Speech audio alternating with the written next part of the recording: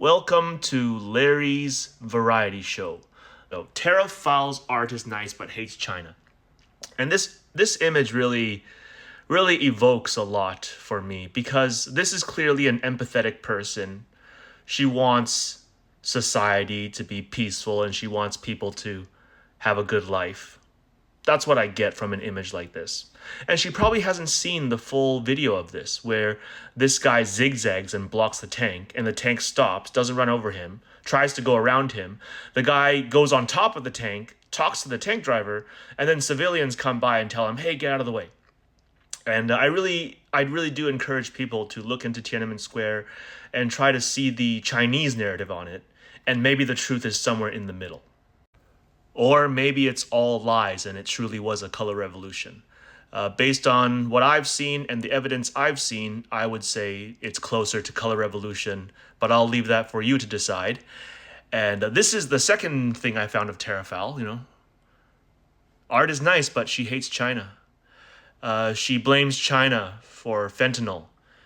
Fentanyl is a precursor for painkiller medication.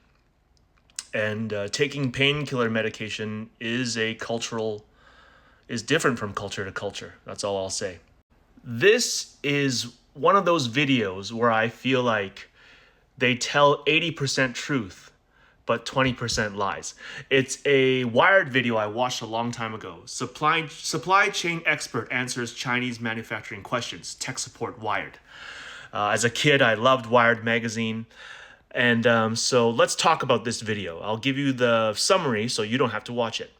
I would say overall, this person does a pretty good job of talking about China and explaining about the supply chain. And he gives a compliment. He says China's infrastructure and planning has made China into an economic manufacturing superpower. And he talks about how China has districts and cities that work together to make manufacturing for certain items as efficient as possible. But then he goes on and says, but there are bad working conditions in China. There are nets to prevent suicide. The bad music plays and the filter goes gray. And he doesn't talk about how one of the biggest exploiters that I know about is Foxconn. And it's a Taiwanese company owned by Guo Taimin. And I believe he was one of the first ones to do the suicide nets.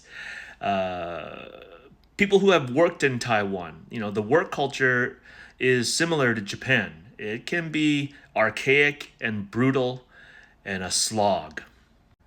And yes, there are exploitative Chinese companies.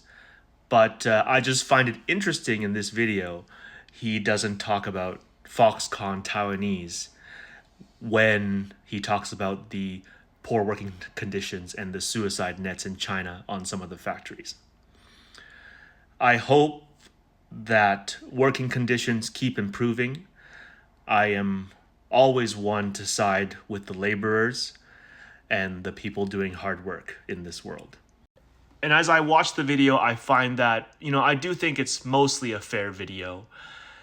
He talks about how Taiwan's TSMC is moving to Arizona, and it's not so easy because the semiconductor chip work is very hard labor. So, for people who are highly skilled, highly intelligent, convincing them to do backbreaking long hours of labor is difficult in America. There's probably better options, Go be a C-suite executive and misspell all your one-sentence emails and have a better time. And, the semiconductors, man, that semiconductors wasn't popular when the KMT, the Chinese Kuomintang in Taiwan, invested heavily into it. And lastly, for my variety show, my tweet of the week goes to Johan B. Guomanson. I'm sure I'm butchering that name. I'm very sorry. This was a thread where they were discussing how China is facing some obstacles when trying to build more infrastructure. And he says, well, given how advanced China is, just do it the good old British way. Like the good old boys, wipe out these American-backed terrorist organizations in Myanmar, then draw a straight line on the map and start drilling. Road, trains, and pipes all the way. And I'm certainly not advocating for that. It's a joke. The internet You can't be too careful these days. But that makes me think about the conflict between China and India, the border dispute, which has mostly just been them fighting with swords and sticks and trying to keep the casualties as low as possible, I think, while still maintaining some level of conflict. But that territorial line was drawn by the British, and that's a big part of why there's a problem there. And really, it's not a conflict worth blowing up over. And I think China and India is managing it as best as possible. Thank you again for watching Larry's Happy Family Variety Show. This is one of the highest production shows out there, and I'm really glad you took the time. So it's now just safe to turn off your computer. Thank you.